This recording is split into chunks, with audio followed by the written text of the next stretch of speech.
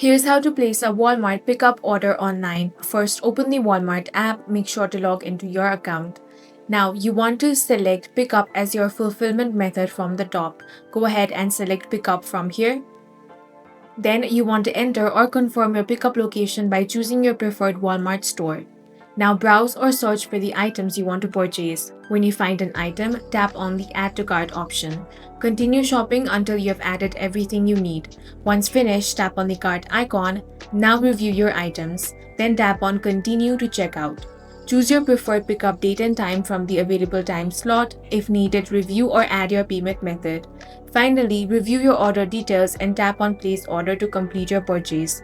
Once your order is ready, Walmart will notify you through app, email, or text message. When you arrive at the store, follow the pickup instructions in the app and check in so an associate can bring your order to your vehicle.